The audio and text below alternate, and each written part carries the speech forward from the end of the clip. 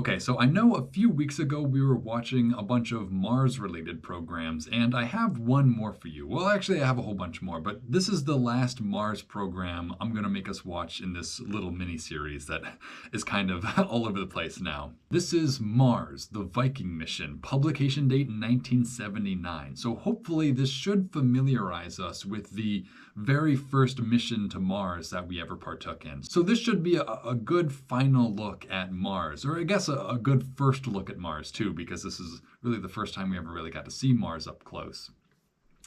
And this was made by the Open University British Broadcasting Corporation television service. All right, so this was made for the BBC, it sounds like. This was made for television for the BBC. So this was supposed to be like inside people's houses. They would have watched this at home to learn more about Mars and the Viking mission. That's interesting. So let's dive in then, shall we? 9. Oh, that's cool. Even before it starts, hang on. Before it even starts, you get to see the little film clip of how they organize all the shots. Oh, Blank University Productions, course unit number S336/9 program. Wow. All right. So this is some pretty interesting. This is like the board or the clapper. This is how they edit. So title, Mars, the Viking mission. Like somebody wrote all these things in chalk on this board for them to film right before take 2. It's not even take 1, it's take 2. That's hilarious. All right, so yeah, this is what they would show in front of camera to line up all the shots for editing later. That's so funny. I love that we're getting to see it. But let's actually start. I love that we're getting to actually see it, but let's actually start the program, right? This is just a weird frame that got caught in the beginning of it, but let's start at the beginning. 9, 6, 5, 4, 3.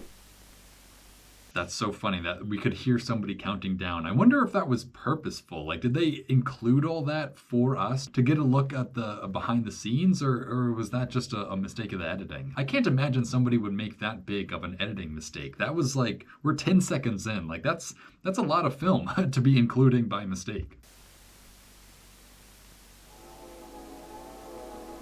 Okay, ooh, cool. So Earth Science Topics and Methods, a 3rd level course. So this might be like, yeah, some advanced like college level course right here. Earth Science Topics and Methods. So this might have been like, I don't know how the BBC worked, but this might have been like on the BBC's like Discovery Channel portion of it or whatever.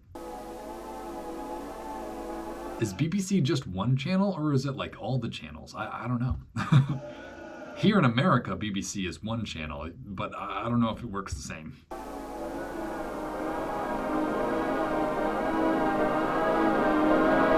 This is so funny though. This is like visual effects right here. This is pretty much the same techniques that they would use later to make stuff like Star Wars and Star Trek. Like they are just filming a big ball in front of like a black sheet with little white stars on it, I guess. That's this is a very special thing that we're getting to see. Yeah, this is visual effects. There's nothing besides, I mean, I guess this is practical, but it's like it's the magic of filmmaking, I guess, that they're making us believe that we're looking at the planet Mars when we're really just looking at a textured ball. Mars, the Viking mission. All right, there we go. That's the title for it.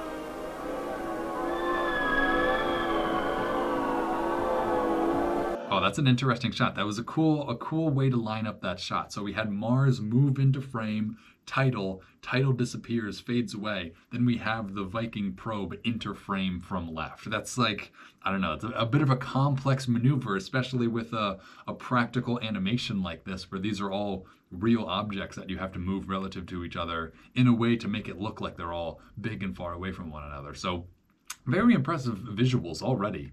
And it's in color. Gotta love when it's in color. 18th of June, 1976. And yeah, and to have the different layers, like to have the back one darken and keep the light one light so that we can see the Voyager probe, but Mars kind of fades away. Again, that takes like a whole stagecraft pretty much right there that you don't really think about. The first of 2 identical spacecraft approaches Mars. This would also be interesting because the Viking missions were American, but this is being reported on by the British. So I don't know if there's going to be any sort of discrepancy here, but it should be interesting regardless. The Viking mission succeeded in putting 2 fully automated scientific laboratories down onto the surface of the planet.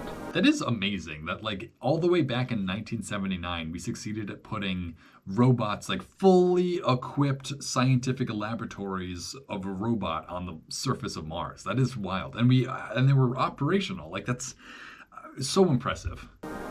This was the culmination not only of a decade of planning for the Viking mission, but also of several centuries of observation and speculation. Oh, wow, that was impressive. So they just had the little satellite go behind Mars. So yeah, this is a real big object and they had to like wheel it around. There's probably somebody on the floor like wheeling this thing around as steadily as they can. They're moving this thing across the Mars. About one of our neighboring planets. Dude, it's so dark though. I can barely even see what's going on screen. It was with telescopes like this one, the 24-inch refractor. I love shots like this when like they're so big and they go from such a big place down to this little place where the human is. Like I love that the narrator is actually in this thing that we're looking at right now. That makes it so much more fun to watch. Is it supposed to be all red or is that like a preservation thing? I think it might supposed to be red, but I can't tell. At the University of London Observatory that astronomers studied Mars. Wow, the guest speaker's name is John Guest. Wow. The BBC really does have different sort of last names. For the best part of 300 years. But it's very difficult to observe Mars through a telescope based on Earth. And at best, one can see features that are greater than 100 kilometers across. Is this a real photo of Mars? I have to imagine it is, right? They wouldn't like make this up. Like this must have been some sort of photo that somebody took of Mars. It is interesting that like you can sort of see something on Mars, but it really is hard to tell what you're actually looking at. But even this restriction on resolution didn't prevent scientists speculating about the planet. Speculating about the planet? Are we going to talk about the canals on Mars again? I think we are. At the turn of the century. Yep, there we go. Oh man, this is so funny because it's so unimportant to the mission of exploring Mars nowadays, but it is important to understand like why people are interested in Mars in the first place. I think a lot of people nowadays don't understand like how interested we've been in Mars for so long. You know, like we literally believed that there were canals crisscrossing the surface of this planet dug by some hyper-intelligent race of beings, maybe human beings, but I don't know what we really thought the aliens were like on Mars, but we thought there was like an alien civilization fully capable of like terraforming the entire planet. So it's just incredible that we went from thinking and believing that to our understanding of Mars now, where we know it's a dead world that was once, you know, maybe had water on it. But it's so interesting to see where we came from and why there has been such interest in Mars for so long. Part of the reason why these Viking missions happened in the first place is because we were convinced there was some form of life or some reason worth visiting Mars for. We thought we would find something by going to Mars. So I guess understanding what we used to think about Mars is important for understanding why we went there in the first place. But it's just funny seeing this story told over and over again about how we were so wrong with our expectations of what Mars was going to be like, but we went there anyway. Percival Lowell published quite detailed maps of the planet, showing what he firmly believed were canals constructed by a civilization of intelligent Martians. Yeah, what I just said, right? They literally thought there were canals built by an intelligent civilization. Like, how world-shattering would that realization be nowadays? Like, I can't believe people used to literally just think that. And they weren't even, like, bothered by it. They were just like, oh, that's cool. Although his ideas were not universally accepted, he was a respected scientist. And his ideas led to the widespread belief in the existence of life on Mars. See, that's very important too, that this guy's beliefs, was it Schiaparelli? Somebody's beliefs on the canals on Mars led our society as a whole to kind of associate Mars with sort of alien life. Like, there's more to our interest in Mars than just thinking there was life there thousands of years ago or billions of years ago. We literally used to think there was life there currently. Like that's what I'm trying to communicate is our interest in Mars at its core comes from the misguided thought that there was life on Mars. But and yet we still don't even know if that was true or not. He certainly generated a great deal of popular interest in the planet.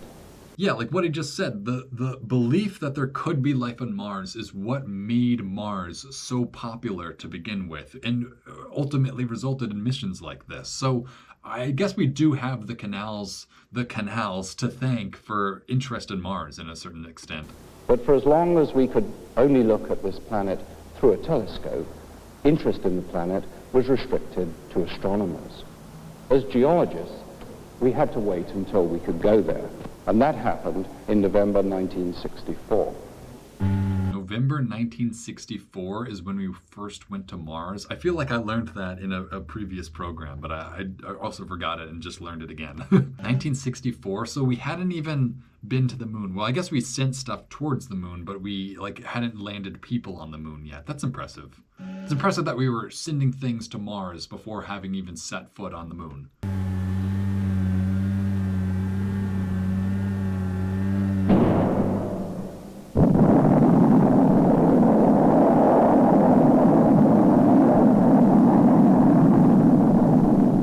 Mariner 4 was the first American space mission to Mars.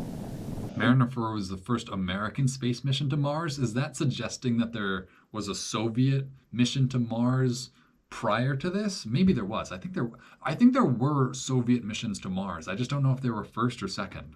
But I guess either way, what we're learning about now is the first American. What, Mariner 1? Yeah, it was Mariner and Viking, right? So Mariner 1 was the first American mission to Mars. Interesting. But even traveling at 2 million kilometers a day, it took over 8 months to get there.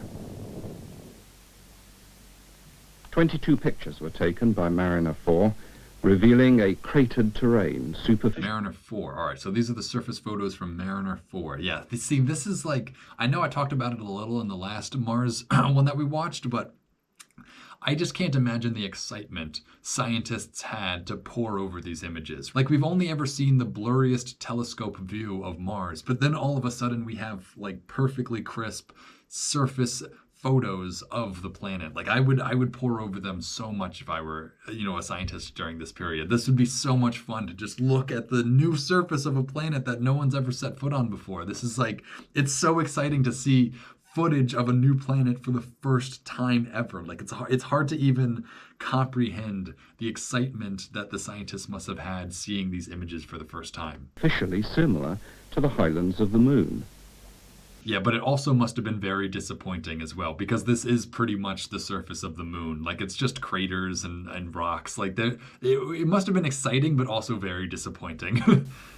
And 5 years later, Mariners 6 and 7 improved on the coverage of the planet and seemed to confirm the first impression that Mars was moon-like. The trouble was, these early missions were flybys, and they only covered a small part of the southern hemisphere.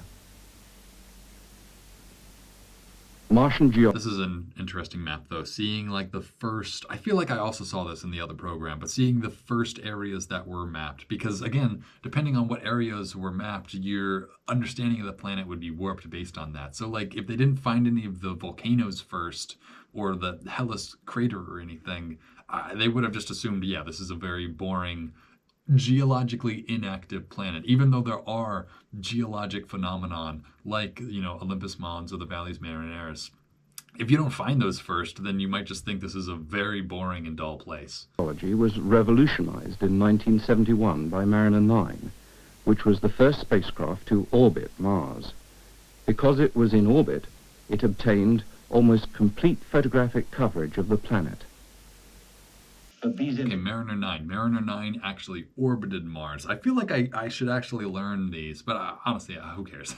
But that's important to know. So Mariner 9 orbited Mars for the first time, and that was the spacecraft that took satellite photos, satellite photos of the entire surface. That's interesting. So yeah, that was us actually finally getting to see the planet in its entirety. But these images are not photographs in the true sense.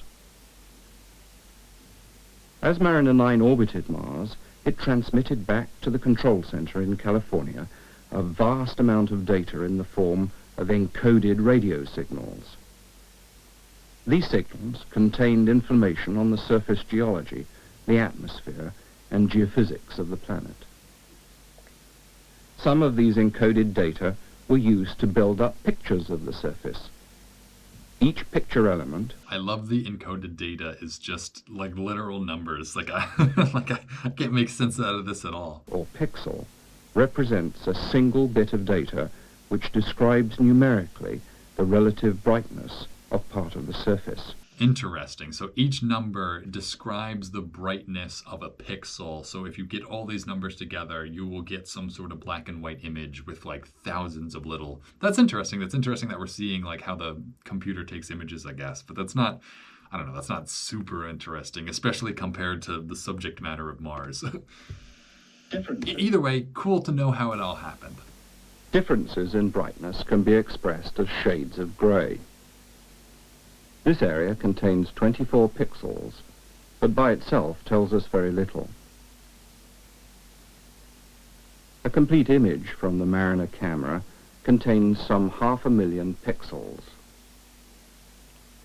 This photograph of Olympus Mons was one of the most spectacular results of the Mariner 9 project. Oh, that's cool. I was looking at it. I couldn't even tell what it was, but yeah, Olympus Mons, that was like the edge of the mountain face, I guess. The volcano turned out to be 600 kilometers across and over 20 kilometers high. Yeah, this is one of those things where you're scouring the maps for interesting details and you say to yourself, I think I just found the biggest volcano ever, pretty much. Like, when you find this, like, there's nothing else in your mind that you can even compare the scale of this feature to. So this is really one of those moments where you're just like, what even is this? What did I find? Like, this is the biggest mountain ever, pretty much. Like, it must have been so exciting to see that on one of these old photos and piece them together, because it looks like it was at the corner of 4 photographs. So to piece those photos together and to recognize a mountain bigger than anything on Earth, it would be just so incredibly exciting to me. Perhaps the biggest volcano in the solar system. I like that, though. They called it perhaps the biggest volcano. They already knew that they might not know the full story behind the solar system at this point. I appreciate that. Perhaps it's the biggest. We don't know. We haven't explored everywhere else, so we're going to say perhaps. With these photographs, we could see features as small as 1 kilometer, and a complete coverage of the planet with pictures of this quality made it possible to draw topographic maps of Mars. Closely involved with the Mariner project was geologist Mike Carr. The planet turned out to be a total surprise. Yeah, well, I wonder what he means by that. The planet turned out to be a total surprise. I love his little globe. If the planet turned out to be a surprise, I want to know what he was expecting before they got all these images. Like, was he in the canals boat? Like, did he really think that they were going to find like an alien civilization? Because again, like they literally thought they might be finding that. They actually thought we're going to see like the roads and like cities of this alien civilization. And then they got back like a barren moonscape pretty much. So I don't know. I can only imagine this guy was disappointed, but only if he was expecting a little bit more than what he found. It can be divided into 2 hemispheres. And the line here divides the planet into 2 quite dissimilar hemispheres. Oh yeah, so what he's talking about here is what's the name for it? So Mars has 2 distinct elevational planes. The north is a very low, flat area, and in the south are the highlands that are highly cratered and much higher than the lowlands in the north. So there is a very distinct elevational difference in the topography of the planet, and it's interesting that they're already picking up on that here. And you can see Hellas crater down here as well. South of that hemisphere, south of that... Oh yeah, yeah. Oh man, I can leave. Man, I could like tell you the features. So this little volcano up here, that's the Elysium Mons. That's not the Olympus Mons. This one over here is Elysium Mons. But this is like the second minor big volcanic hotspot on the planet is the Elysium Mons. That's just I'm so familiar with the surface of Mars from the videos I've made on it that it's so exciting to get to see these old maps of Mars. Line. The terrain looks much like the moon. It's heavily cratered. There are large impact basins. And this circular feature here... That's the Hellas Basin. He's noticing the Hellas Basin. I wonder if he's going to say its name or not. Here is Hellas. Hellas, yeah, okay, he did say it. That's good because that tells me I've been saying it correctly this whole time. Hellas, that's... I didn't actually know if I was pronouncing it correctly, but he said it the same way I do, so I'm going to take that as a win. And it's substantially larger than the largest impact basin on the moon, Mare Imbrium. We have another large impact basin. So this is Argyre crater. Oh man, I love knowing all the features of Mars. Yeah, that's Argyre crater that he's looking at too. Basin here, Argyre. Argyre. Okay, he says Argyre. I say Argyre. Okay, whatever. Comparable to Mare Imbrium. But north of that dividing line, the terrain is totally different. What's so fascinating is with this level of detail, they should be able to start seeing some river valleys even. Like even this basic map that they have here should still reveal some very exciting features on the planet's surface. The plains have very few craters on them, look nothing like anything we have on the moon. Yeah, this is also a very, oh man, this must have been so exciting and so difficult to piece together at the time because, yeah, like half the planet is this rocky, cratered surface, and the other half is just this sandy, smooth surface, like the ocean floor pretty much. So there's so much promise in the planet of Mars, it's not present anymore, you know? Like this is an ocean bed, it's just not ocean anymore. But more importantly, there are areas of enormous volcanic activity. The area of Tharsis here is a center of intense volcanism. Yeah, these three. Oh, I named them last time. Arceus, Ascraeus, and Pavonus Mons, right? That's these three. Olympus Mons is right over here, right off of frame. But these are Ascraeus, it's Arceus, Ascraeus, and Pavonus. I can't remember the order, but that's these three volcanoes right here. And there are enormous volcanoes in that region. These volcanoes were the first evidence we had of any major internal process on Mars. But they weren't the only surprise. Yeah, and right next to it, the place that we're going to right now is the Valles Marineris. That's the other major geological feature on Mars. It's the biggest canyon pretty much in the whole solar system. Again, this would be such an exciting feature to find and study for the first time because the Valles Marineris is like 1,000 times bigger than the Grand Canyon on Earth. So studying it and understanding what you're looking at would just blow your mind. It really would. The biggest feature of all on the Martian surface is a huge rift valley, Valles Marineris, 5,000 kilometers long. It would stretch right across the Atlantic. Yeah, like that's how big this valley is, or this canyon. Like it's like an ocean's length. That's how big it is. It's just crazy. And yeah, it's amazing they had images like this because this really shows you like the canyon walls. Oh man, I wish I could stand right there and just see how big these cliff walls are. Like, can you imagine? Like, oh my God, how big these are. Oh, it must be nuts. Mariner 9 imagery was good enough to allow NASA to build a scale model of the rift. Oh, this is cool. So we're actually going into the scale model of the rift of Valles Marineris. Valles Marineris is 75 kilometers wide and 5 kilometers deep.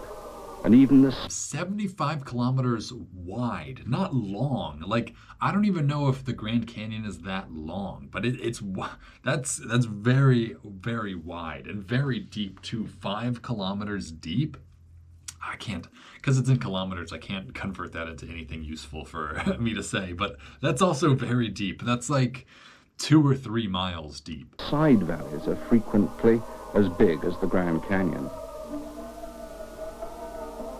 Yeah, that's also interesting too, that you will also find other canyons on Mars that are comparable to the Grand Canyon, if not bigger. That's funny that like Even the second biggest canyon, or the third, or the fourth, or the fifth, or the sixth biggest canyons are still way bigger than the Grand Canyon here on Earth.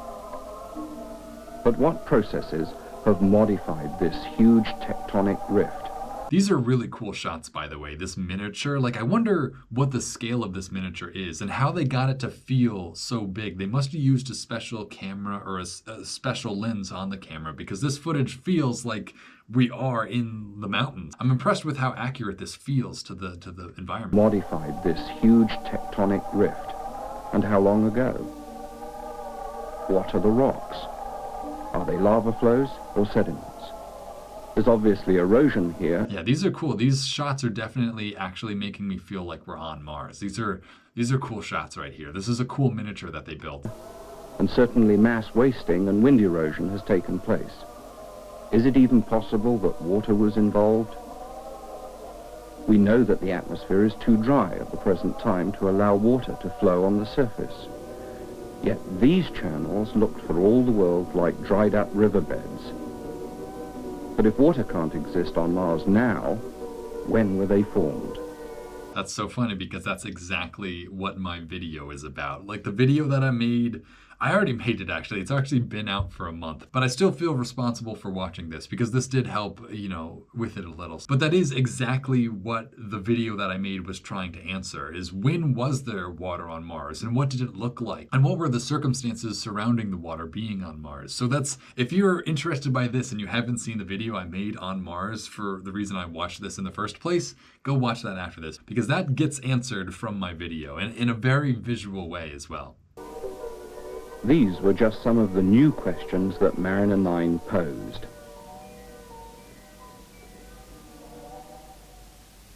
Even though the Viking mission was primarily a biological mission. Interesting. So the Viking mission was primarily a biological mission. That's interesting to know, because I don't know, I just didn't know or think that. I would have thought that a lot of these early missions would have been more like geologic missions to figure out what like the surface of the Earth or the planet even is, but I guess it's a biological mission. I mean, I guess they really did think they were going to find like alien civilizations. So in that regard, I think this could have been a biological mission had there been biology. It did give geologists some opportunity to have a closer look at the planet. In fact, the Viking mission was so successful that the original nominal mission in 1976, lasting about 6 months, was extended well into 1979. This is a funny little animation too. I can't tell if this is also a practical animation, like a real world tangible set that they're just moving the satellite around, or I don't know if this is like somehow filmed or computered. No, it looks like it's physical, because the way the pixels in the light of the probe and the planet interact, it looks physical. One of the geologists working on the Mariner and the Viking missions was Hal Mazursky. In Mariner 9, we mapped the entire planet with like 1 kilometer per pixel resolution, and about 1% of it we got 10 times better than that. The high-resolution camera was down to 100 meters a pixel. Again, this is just interesting to see the people who studied Mars for the first time. Like, we have to understand that this is the first time in human history we were receiving more data about Mars than what we could see. Like, this was one of the people who helped us decipher the computer language data that came in, and we turned it into knowledge about Mars. So this is one of the people who did that, and very high up. So it's always interesting to get to see the people who actually formulated our understanding on these things. It's also funny to see his haircut. Like, he kind of has a mullet. In the Viking nominal mission, we mapped a good part of the planet at 40 meters a pixel. And then in the extended mission, we lowered the spacecraft position. So we're now getting pictures that are as good as 8 meters a pixel. The crazy part is that, like, I'm watching this very old film, and what he's talking about is spacecraft. Like, I am watching, how old is this, 79? I'm watching like a 40-year-old television program about them sending spacecraft to Mars. Like, every aspect of that blows my mind, honestly. So this is an enormous improvement in resolution. And that resolution particularly is useful in trying to date surfaces. The way we do that is by counting craters. Interesting. So they needed higher and higher resolution in order to be able to date the surface of Mars. And they were dating the surface of Mars based on the cratering that took place there. That is very interesting. I guess that makes sense. Every crater happens at a specific point in time. So if there's a crater inside a crater, you know that that inner crater happened after the outer crater, right? So I guess that does make sense. That must be a very complex process of figuring out the age of every crater based on what crater it's inside of or what crater it is like on top of. That is very interesting, but I can imagine very complex. We use the planet as a flux counter. Each time a meteorite strikes the planet's surface, it makes a hole. And the longer it's collecting meteorites, the older the surface and the more craters. He pretty much explained what I just figured out for myself, so I guess if you wanted to hear it from somebody more official than me. Started on this technique with the moon, and we counted craters there. I guess that is interesting that we are applying our knowledge of what we learned from studying the moon to Mars. Like we're figuring out how to date the surface of Mars based on how we figured out to do that to the moon as well, which is very interesting. Again, like obviously it makes sense, but you never really think about how those lessons overlap and carry over into other missions as well. So I do very much appreciate seeing where they get their methods and methodology from. And then we brought back samples from a surface where we had counted craters and then date by radioactive means the age of the rocks brought back from that surface. Now we've extended that technique to Mars, and we count the craters, but we have not yet returned samples from Mars, so we have to use the radiometric dates from the moon to judge the Mars crater. That's so interesting. Yeah, they've never gotten samples from Mars before, so they can't actually physically date something. So instead, they just have to go off of, well, this crater is probably older than this crater because it's, you know, outside of this crater or something. That's funny how we didn't have all the information we needed to figure it out, but we were starting to piece the important pieces of information together. This is like the very beginning of us piecing the image of Mars together. So that's what makes this so fascinating to me. Sure. The Mars case is a little more complicated. After you count the craters, then you have to decide how many craters have been destroyed by other processes, like getting covered by wind-blown material. So after you do the statistics, then it requires geologic intuition to understand how to apply those numbers to the actual dates on Mars. The relative ages of different surfaces are fundamental to the geological story. That's fair. I didn't really think about that, but understanding the age of everything pretty much tells you the story, right? If you know this came first and then this happened and then this happened, well, that's the story. That's beginning, middle, and end. But if you don't know what crater came first or what, ridgeline was formed and then got crushed, then there's really no way of understanding the story of the planet. So I guess I totally understand that. It's such a complex way of thinking that it's really hard to intuitively understand a lot of the decisions that they made in this, approach to studying this planet. Back in 1965, when we saw the first Mariner 4 pictures of the southern hemisphere. Yeah, relative to the photos we were looking at a second ago, these Mariner 4 photos are so bad. Like, obviously, they still reveal stuff about the surface, but yeah, the photos they got just a little later were so much more helpful, I think. Mars looked very much like the moon, and we thought the surface was as old as the moon's, probably 4,000 million years old. That's so funny that they stated the moon's age as 4,000 million years old. They the term billion wasn't really a popularized number back then, where they would describe it as 1,000 million years old, or at least that's how they did it here. I wonder if that's a British thing. Maybe in America we would say billion, but in England they would say 1,000 million. Mariner 6 and 7 seem to confirm this.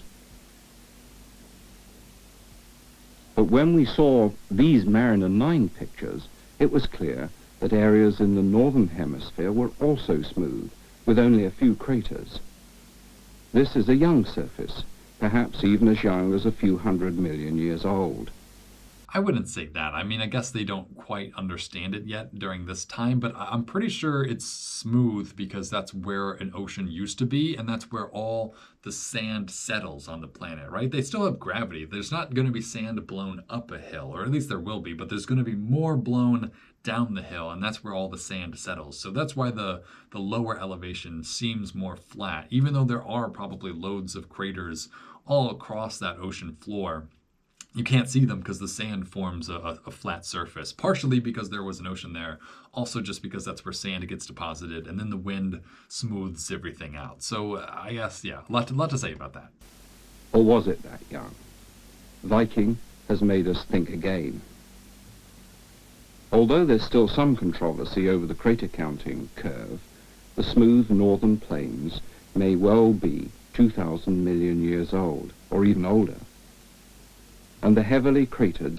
Yeah, that's funny because they think the smooth northern half of the planet is younger than the rocky, bumpy lower half. But the more you learn about Mars, the more you'll understand that that dichotomy of topography has pretty much been there for like the planet's entire history. Like that was a formational part of Mars's history. It wasn't like after the planet's formation where this huge, basin was formed. No, that was part of Mars since its formation pretty much. Southern uplands are much older than that, probably 4,000 million years old, which is what we'd first guessed after we'd seen the early Mariner 4 pictures.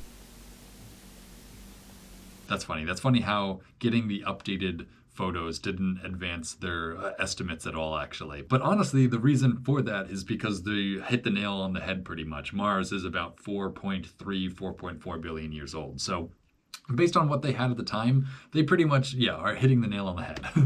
But craters can be used for more than just dating the surface. Especially because they're basing it on the craters, which came after the formation of the planet. So about 4 million years. The Great Bombardment ended around then. So I guess they figured it out pretty quick, actually. That's impressive, honestly. It's like they had the right answer. The second they had even a handful of photographs that only had 1 kilometer per pixel resolution, they still figured it out using just that, which, I don't know, that's pretty impressive. Computer programs have been developed to differentiate between the ages of impact craters. That's so cool that we were using computers for stuff like this all the way back then. Like, I feel like this is a task you could give like an AI right now and they still wouldn't be able to handle it. Like, they wouldn't be able to identify every crater and then figure out how old they were. Or at least I can't imagine an AI doing that, even though that is like the perfect sort of task for an AI to accomplish. I wouldn't really trust one to do this sort of research. So it's interesting that back then they had already given this task to the computers. The Y-shaped drainage channel cuts across the oldest, most heavily eroded craters, and the second generation craters as well. That means the valley is younger than the 2 oldest groups of craters. But the 2 younger groups of craters are superimposed over the channels, so we can use cratering. Man, that is so interesting, but that's so complex because you have to break down every crater into what era you think it was made. Oh man, that is so complex because there's so many craters. You can see it, right? There's so many, and to figure out the time span of every single one of these craters in like all over the planet's surface, that's just insane. But it works, right? That's the point, is that like it is a lot of work, but once you understand how old every single crater on the surface is, you can determine the age of any other feature based on what age of craters are on its surface. So that is really smart. It seems like so much work. As a stratigraphic tool. The trouble is, there are different types of channels, and they seem to have different ages. We were startled when we saw, first on Mariner 9 and then much better on Viking, many channels. And these channels are highly sinuous, and they get larger downstream, and they look... Yeah, this is the most amazing part of Mars, if you ask me, is actually taking a close look at the surface and finding what look like river channels all over the place. Like, you will find valleys like this all over the planet's surface, and all of them make you wonder the same thing. How'd they get here? When was there water flowing through there? You know, like, it's so interesting. Even here, even though I'm so well read on like there being valleys on Mars like this, seeing them here in these photographs really does ignite the excitement in me that I imagine the people who got to see these first felt as well. Very much like water-worn channels. That's not... Yeah, I cannot blame anyone for thinking these were water channels too. Like, I'm pretty sure they are, but even if they aren't, even if this is like a lava tube or something, no blame, no judgment whatsoever if somebody saw this and thought it was water. Universally agreed to. There are still people that say that the sinuous channels are formed by wind erosion. Wind erosion? People were really claiming that this channel was made by wind erosion. I mean, again, if it was a lava tube and then that tube eroded, but that's not wind erosion, that's a lava tube that just eroded eventually. But I cannot, like, who would suggest that? Like, I would have literally laughed in somebody's face if they said, yeah, I think this is wind erosion. Like, no way. Spoken like a true environmental scientist who knows what wind erosion looks like on a planetary scale. I feel like this is intuitively not wind eroded, though. Like, even somebody who doesn't study this sort of thing could tell me that was not made by the wind. Sinuous channels are formed by wind erosion. But we've seen great detail on the floors of the channels, and to us don't look at all like similar wind-eroded features on the Earth. Wow, this is a really high detail photo. That's what's going to impress me every single time I see it. It's just how high resolution images they had. But I guess it makes sense. These were all film photos taken from orbit, so I guess it makes sense that they were high detail. It's very impressive always. I think that they look remarkably similar to terrestrial river channels. There are many different kinds of channels on Mars, and the great channels all start in the high plateaus in the central part of Mars, and they are enormously wide streams that are as big as the glacial streams on the Earth. Man, this is exactly what I made the video about, but I really do wish I could see Mars with water on it. Like, to see Mars at its peak when there was water flowing on its surface would just be so amazing. That's literally what I made the video about. If you would like to see Mars like that too, check out my video because I actually made it look like that. I don't know how good of a job I did. I think I did a pretty good job, but either way, seeing these features and knowing that there used to be water on Mars, it never ceases to amaze me, really. In addition, these collapsed areas frequently turn out to be round, and that led to the idea that perhaps the water coming out of these collapsed areas was due to melted ice, and the melting was due to subterranean volcanoes that didn't reach the surface.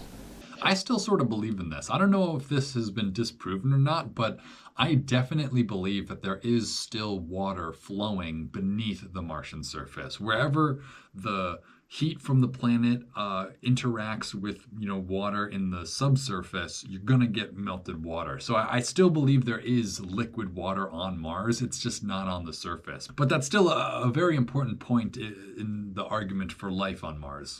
Just heated the surrounding country and left this round area of collapse due to the local heating. The intermediate-sized channels are highly sinuous, and they have many tributaries, but the odd feature is that the origin is in what we call box canyons in the American Southwest. That is, they're round, steep cliffs, and the stream channels start right at the foot of those cliffs. And we have many examples of similar features. Yeah, I feel like the American West is the perfect place to study in order to understand the features on Mars. Like, all the mountains, the very dry, arid mountains with all the playas and the plains and everything. Like, what he just said, that like we have literal direct examples of these things happening on Earth over here as we are observing on Mars. Like, this, that makes so much sense too. The American Southwest. Yeah, the American Southwest, I guess, not the American West. Where the water issues from springs, and as the springs keep seeping at the foot of the cliffs, then the cliffs keep collapsing in, and the Yeah, I've been saying this, like the water seeps out at the cliff foot because that's how hydrology works. The cliff foot is where the water table exceeds the actual surface. So that's where you're going to find, and that's where you do find, oh man, I swear to God, guys, like if you go looking on Mars, you will find at the base of cliffs all these weird little black markings that look like water escaping from the surface very briefly. So there's so much to this story of water on Mars that these people aren't even aware of yet. That's why I'm so excited. Like these people are going to find out some even more exciting stuff. I guess they had to suffer through the least exciting option of Mars being a completely dead planet rather than one featuring alien civilizations.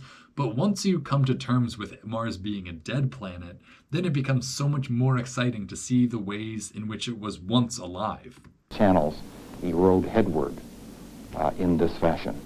We think a similar thing may have happened on Mars. Hang on, are these depressions or are these raised? These look to me like raised little ridges above the surface, but they might be depressions. They probably are. I'm just seeing it one way, but that's you can see it the other way too. That's a very different idea from the other type of stream channel, which look very different. And these are the channel networks and have a so-called dendritic pattern. They just start as little needle points. Dendritic. That's funny. That's a term that I have purposefully avoided using because it's too technical for, a classic YouTube audience, but that's definitely a term you see a lot in the descriptions of these river valleys. Is dendritic patterning, is because you get all these little, frayed lines from streams. I don't know. That's a term that I've come across before, but have purposefully left out of my Mars programming because I think it's just too lofty of a word to really use. Just use riverine pattern. You don't need to use dendritic. Nobody's going to know what that means. That's why I don't use it. In any sloping terrain. And we find these dendritic channels through the whole central highland. Everywhere there's a slope, there are little stream channels with little dendritic networks coalescing. Now that implies a very different history. The only idea that we've been able to come up with to explain these is actual rainfall on the... Oh, that's interesting. Yeah, so there's no way for water to get to the highlands without it being brought there somehow, right? You're not going to get rain channels on the highest parts of the planet if water isn't being brought even higher and then distributed onto it. So yeah, that is a very good case for rain being present on ancient Mars, is that you have all these water systems in places that weren't really accessible to water in ways besides the atmosphere. So that's interesting. I actually very much like that. I never really thought about that, but I definitely see what they're saying. Mars surface. And that's a little startling because water can't exist on the surface of Mars now. Yeah, I guess that would be surprising to learn if you don't understand that it once was capable. But seeing that would tell you, that would literally tell you that it was once capable. If you see evidence of rain, that tells you rain once existed, Like, oh man, that's so interesting. This guy had such a cool job. That is, if you put a pan of water out, it would explosively evaporate and immediately depart into the atmosphere. It is so dry on the surface of Mars now. So that says that... That's funny how he described it as being so dry that the water would immediately boil. Because, maybe it would evaporate really quickly too, but it's not that the air is dry, it's that the air pressure is so low that it'll just spontaneously boil pretty much. Boil. Conditions had to be very different. Vaporize, I guess. That was the word I was looking for, vaporize. If, in fact, water did flow in these stream channels. Well, there seems little doubt now that these channels were cut by running water, and that at least some of this water is now locked in the polar ice caps. But that may not be the only place where there's substantial ice accumulation. Is this a photo of the polar ice caps? I can't really tell. Is this like the top? It doesn't really look like the ice caps that I'm familiar with. I'm pretty familiar with the shape of Mars's ice caps. So I think, I don't know, I just don't recognize this. I don't know what we're looking at here, really. Must be like an artist's rendering or something. The ejecta pattern of the Mars craters is nothing like what we'd expected from studying craters on Mercury or the Moon. We don't think that meteorites fell into mud, but there could have been ice locked into the surface layers as huge areas of permafrost. Interesting, yeah. So if there's an impact and all the material is dry, it would like spread and get all dusty. Whereas if there's an impact and the material is wet, it'll clump together and the ejecta will be noticeably, visibly different. That's interesting. Again, I'm so inexperienced with the actual geology behind studying planets that this is actually new information to me. It's not new information, it's just like I've never really thought about it like that, and seeing how they thought about it and how they used that to figure things out about the planet is just fascinating. And these are really cool like reproductions of impacts too. I think like the visual aspect of this really helps communicate the difference between a wet impact or a dry impact. During impact, heat must have been liberated, and this could have melted the ice. Water and vapor trapped below the falling ejector sheet could have lubricated the debris, turning it into a huge mudflow or rock slide.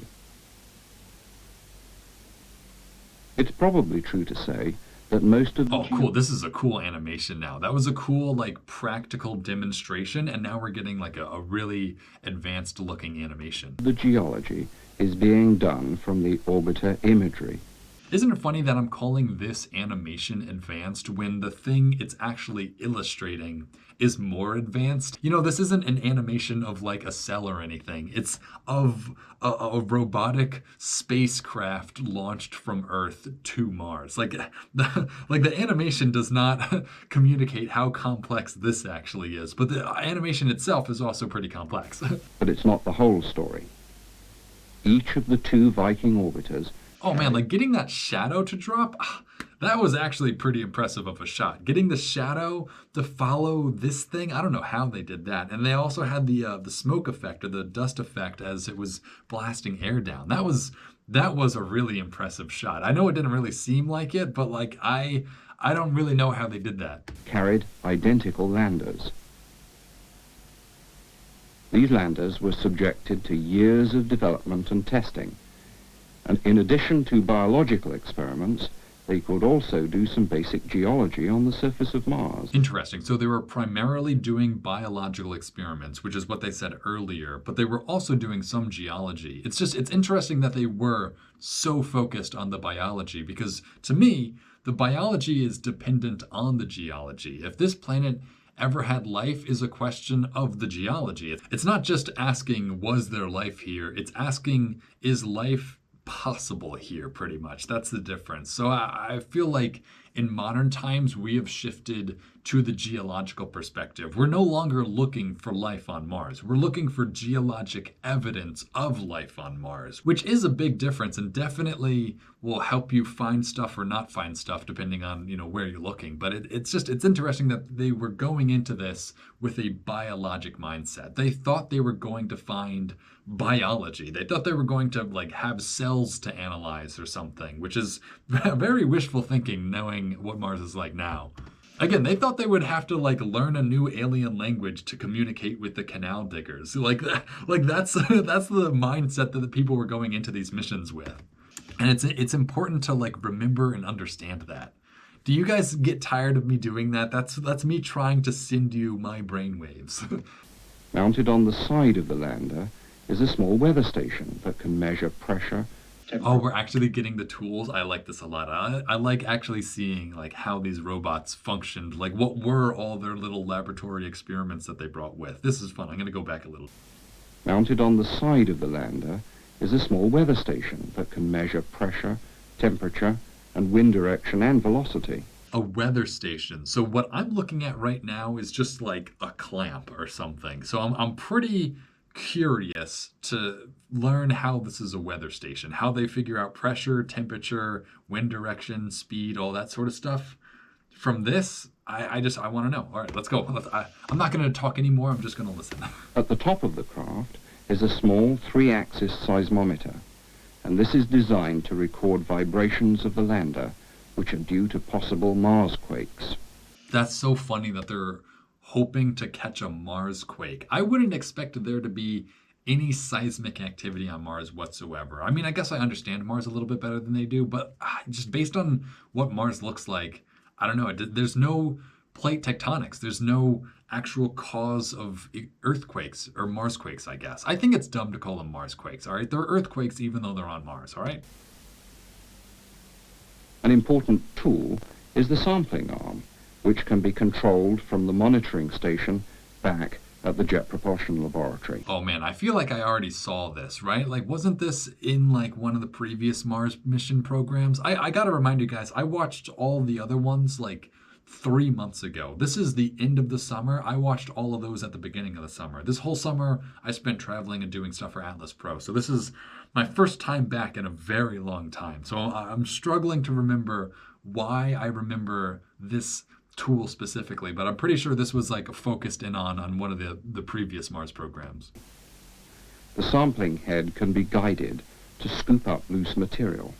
The arm then retracts and drops its sample into one of the 3 funnels leading to the chemical or biological laboratories inside the lander. Oh yeah, I do remember this, right? They were going to experiment with the production of like oxygen or CO2. They were going to add water to those, and they were going to measure the rate of production of gas or something. Oh, I do remember that. Oh my God, that's so funny. You guys probably remember it better than I do at this point, but I do remember that specific tool collecting the loose gravel and testing it. That's so funny. But of most direct interest to geologists is the XRF spectrometer, which will tell us something about the major elemental abundances in the soil.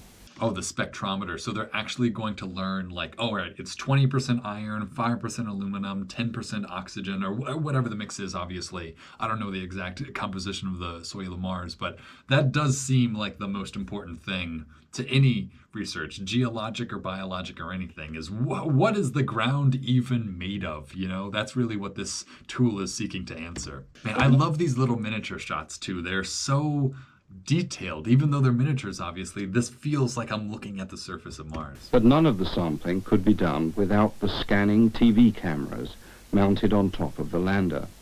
They are literally the eyes of the robot. Wow, that's interesting. They are like scanning. That's so interesting. Again, like TV cameras, this is not what you imagine when you think of a TV camera. But that's interesting that these, I wouldn't even think this is a camera, but I guess, yeah, it's a camera. It's a scanning camera. They're probably getting like panoramas or something. And can give us black and white pictures, stereoscopic vision, and even color. Wow, even color? That's impressive. During the first few weeks in orbit, Viking looked for a suitable landing site. The trouble was, the best resolution at that time was 40 meters, but a boulder only 30 centimeters high could damage the lander. 30 centimeters? How big is that? That's like a foot or two? I mean, I guess I can understand why landing on a boulder a foot or two high it would mess up the lander. So I guess that is interesting. We spent 3 weeks looking for what we hoped was a safe site. That's also so funny that they spent 3 full weeks scanning the surface of an entire planet, looking for one little area that would be safe to land this thing. Like, I think about how big a planet is and how empty parts of planets are. Like, there are probably vast plains that would be perfectly safe for them to land on. But because we had such limited knowledge of the surface of the planet at this time, it took weeks to find a proper landing site. That's, again, just amazing. And on the 20th of July, NASA finally committed itself to a landing. Straight down. Nav is green for touchdown. ACS is green, 1.5 degrees per second mass. Dang, where did they pick? I wanna like understand the reasoning behind where they picked. Besides like that it looked like it didn't have boulders or anything. 0.2 Gs. Lander 1 touched down safely, less than 20 kilometers from its target. Almost immediately on touchdown, the landers began to take pictures. Watching these pictures was geologist Tim Much, the imaging team leader. Tim Much. That's pretty funny too. There's the first piece of information. Yeah, Tim, he's a little much. And there's the first piece of information coming in.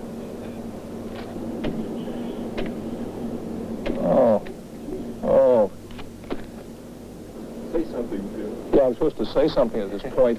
I just Except don't feel like talking. Well, there are rocks. There are rocks, yes. There's rocks, and there's sediment, but it's just incredible to see that the Mars, is really there. Yeah, what he just said is so funny. It's incredible to see that the Mars rover, or Mars, whatever, the Mariner probe, was actually there, or the Viking probe. I think these are the Vikings. I like just to see an object that you launched from Earth on an alien planet like this would just be so amazing. It's hard to convey the sense of like galactic astonishment that exists by just sending an object to a different planet. Like it really is so much more amazing than it looks or than it seems. Like this image is the sum total of so much work by so many people over, so many centuries of stored knowledge. Like how many thousands of years did it take humans to get to the point where we could send things to another planet? And here we are for the first time seeing something that we sent there through our own cameras. It's just amazing. Instant interpretation is always a little bit hazardous. Nonetheless, many of these boulders do look very similar to the ones that we've seen in desert terrains here. But there weren't only black and white pictures. Within a few hours of touchdown, the first color pictures were received. Oh, that's funny. So to get color pictures, I guess it would take a blue photo, a green photo, and a red photo, and then stack them on top of each other. That's how all color images are taken. It's funny to think that they had that capability. They just didn't really need color photos so much, so they had like a different functionality for color photos versus black and white. Like the black and white will tell you about the terrain, the surface texture and everything, whereas the color might give you more hints as to like the composition of the surface and stuff. So they're very interesting.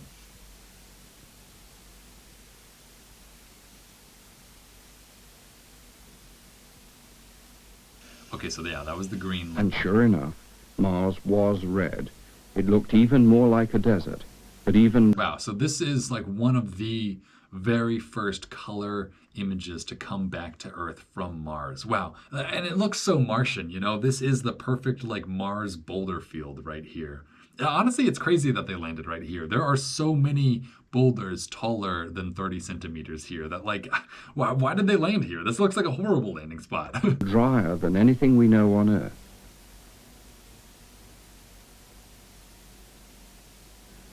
All the water vapor in the Martian atmosphere would barely fill a Scottish loch. And it's apparent that windy rain... I love that. All the moisture in the Martian atmosphere would barely fill a Scottish loch. That's the British version of not using units. Like in America, they would say it couldn't fill a school bus or an Olympic swimming pool. But I guess the British version of not using units is filling a Scottish loch. That's even more general because that's not like a standard like size or anything. But if this was produced in America, they would say to fill a swimming pool or something. Erosion dominates at the present.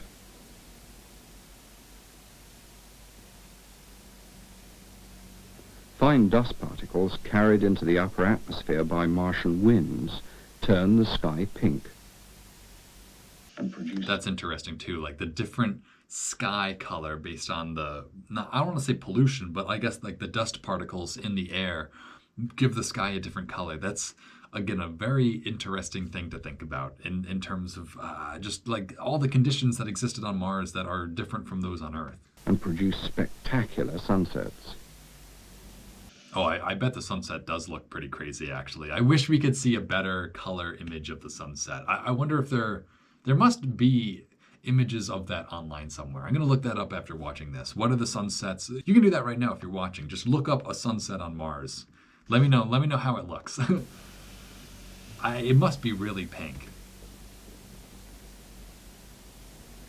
But erosion is only a secondary process, modifying primary landforms produced by volcanism and tectonics. It's these features which pose the most profound problems about the internal workings of the planet and its history. 4 volcanoes on Mars rise to over 20 kilometers. This implies that the lavas were produced by melting at depths of several hundred kilometers. The flows have many features in common with basaltic flows on Earth, but are they basalts? Again, yeah, that's back to the geology question. Like, what is the material coming out of these volcanoes? Because that tells you, again, so much about the planet, but again, so impossible to tell just based on photos. Clearly, the tremendous size of these volcanoes suggests they're underlain by a thick and rigid lithosphere. This is borne out by Viking gravity surveys, which reveal colossal positive gravity anomalies. In features like What was that term? Large, massive, colossal gravity anomalies? Colossal gravitational anomalies. That is an interesting thing to find. In features like the Valles Marineris system, we have evidence that the lithosphere has split, but there's no evidence of full-scale plate tectonics. Yeah, that's very interesting. That's very interesting that we already knew that amount of information. People always ask, does Mars have plate tectonics based on the Valles Marineris? It looks like the planet is literally splitting apart, but it's not quite the same. Even though it sort of is tectonic activity a little, it's more of like a crack and like a spin than it is like actual plates flowing into each other. So that was a very ahead of its time sort of statement right there, that they actually understand that it's not plate tectonics. It was more of just like a seismic crack in the surface. Perhaps because the lithosphere was too thick. All these are relatively young features. What happened in the... Yeah, you can tell they're young because they don't have a lot of craters. If they were old, they would be like cratered beyond recognition. But because you can see flat terrain around them, you can tell that the land was formed a lot more recently than a lot of the craters. early history. Many of the earliest features have been destroyed by impact, but we do see some old dissected volcanoes. If we could understand the history of volcanism on Mars, it would help us to understand not only its internal processes, but also its surface processes. A large part of the Martian atmosphere must have been the result of degassing from the mantle by volcanic activity.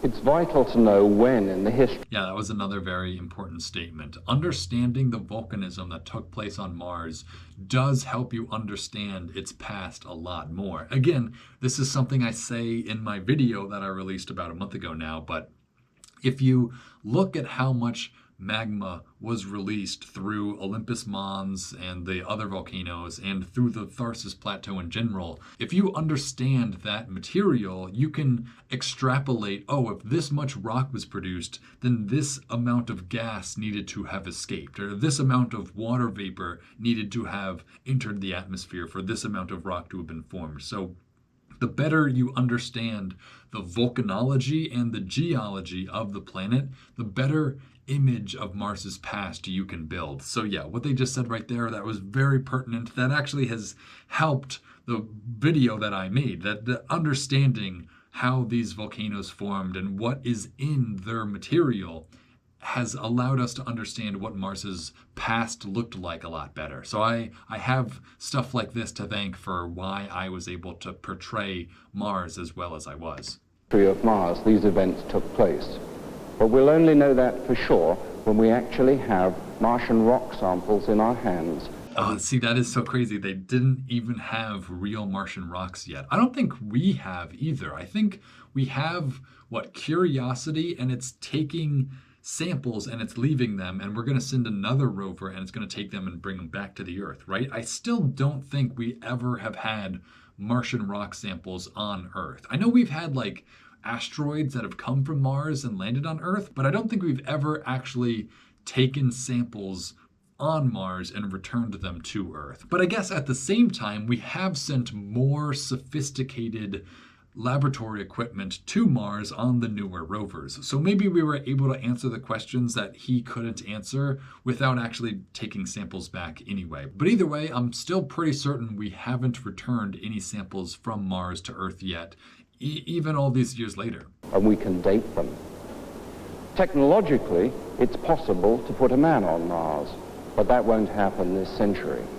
That's interesting. That's interesting that he already knows it won't happen this century. He said technologically it is possible. I think we all agree on. We all know it's possible to send somebody to Mars, but they already knew in 1979 that wasn't happening within that millennia. That's so funny. That's funny that they were so aware that they knew they weren't going to send people, that it wasn't even about optimism. They knew that they had so many hurdles to overcome that they would never get somebody out there in time. The next best thing is an automatic return sample mission. That's so funny again that what he's talking about is what we're doing on Mars right now. Like that's so incredible.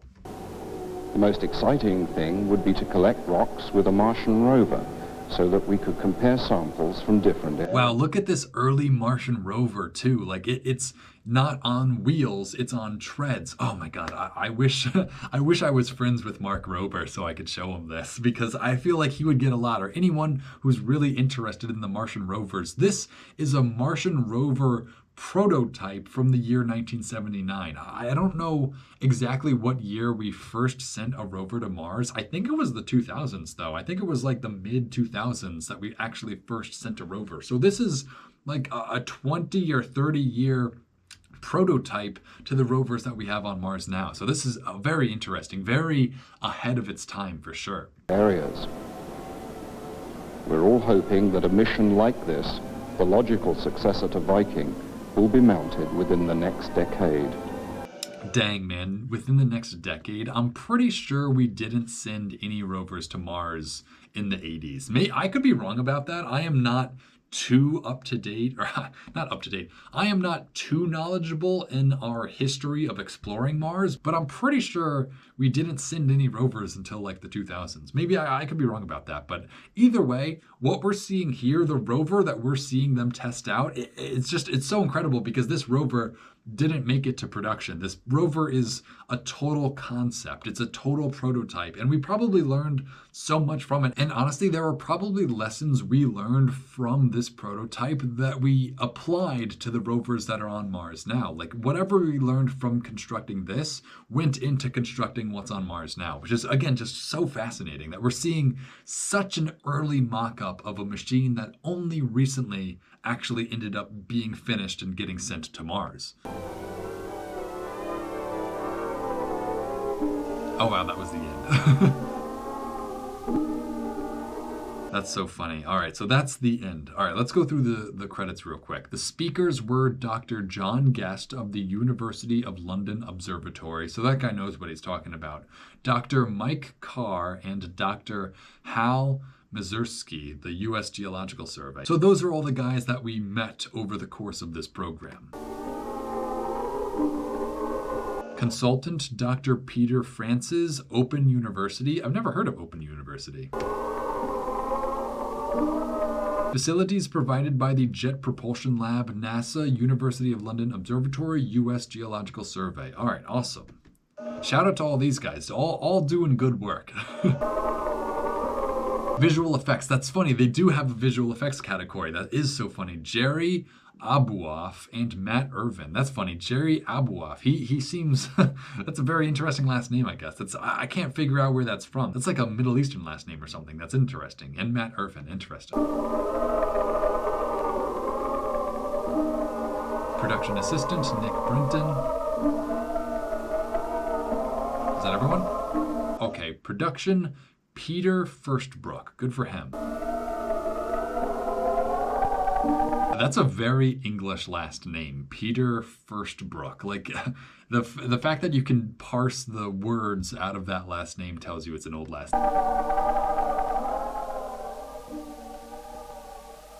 That was a very interesting and haunting send-off. I liked that musical note with the weird Martian sunset in the background. That almost reminded me of the planets, Gustav Holst's The Planets. That was like a good outro for that. Interesting though. All right, a production for the Open University. So I wonder if Open University is like a real place, or if the Open University was like the term they gave to like the programs that they created for people to watch on TV. Like the Open University is just, you can watch it on TV. I don't know if that's what they meant by that or what, but either way, interesting. This was a production for the Open University.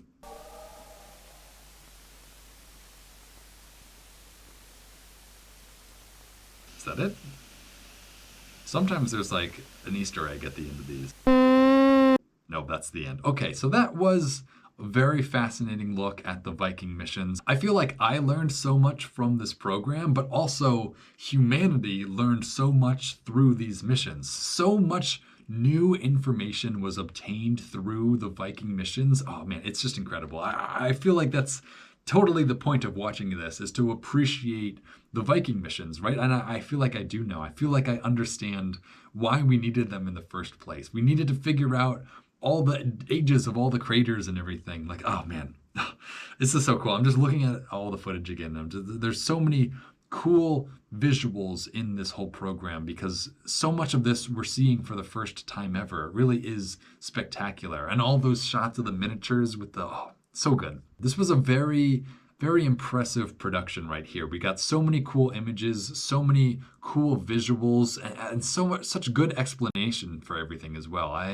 I really do think I actually learned a whole lot from this. I learned about the Viking missions, and I learned about just like the nature of studying Mars really is figuring out things from a million miles away. It's so much more difficult than you would imagine. So I very much appreciate getting to see this look inside of NASA and inside of the Viking missions, to see what the scientists saw and to figure out what the scientists had to figure out for themselves for the first time as well. It's very engaging, very fun. I love watching stuff like this. Mars is definitely my favorite planet besides the Earth. Like, this is so interesting. I hope you guys have enjoyed learning about Mars too. I have a few more videos just on space, not specifically Mars. I think we'll get to those just throughout the rest of the channel. I don't think I'm going to focus in on them because I'm already done with the video that I made these for. So I don't know, this was kind of just for fun, which it was. It was a lot of fun. I had a lot of fun watching all of these, and I hope you all did too. And if you did and you want to support what I do here, you can follow the link in the description that'll take you over to the Internet Archive. The Internet Archive is where I get all of these old programs from. So if you want to support what I do here, donate to them. And with that, I think we're ready to cut to black.